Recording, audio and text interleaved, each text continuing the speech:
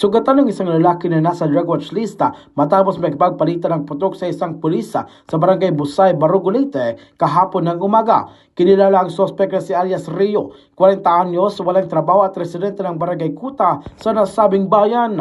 Bate sa inisyal na investigasyon ng Barugo Municipal Police Station, ang biktima na si Police Corporal Rex, 36 anyos, ay off-duty ng tambangan ng sospek bandang alas 6:10 ng umaga. Ayon sa ulat, sinalubong ng sospek ang pulis habang nakatutok ang barila at sumigaw ng "Pinipersonal mo talaga ako" bago magpaputok. Hindi tinamaan ng pulis dahilan upang gumanti ito ng putok na tumama naman sa balikat ng sospek.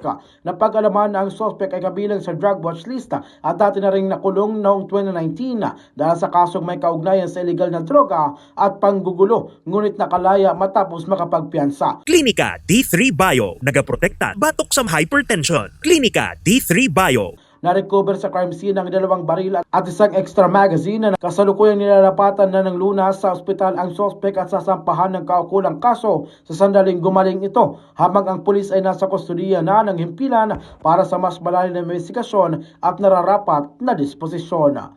Para sa DTX Valid Morning Newscast, ito si K5 Jaime Grabador para sa Kampiyon na Balita, Serbisyo Publiko at Kasiyahan sa lungsod ng Tacloban at sa buong Silangang Visayas. K5 News FM.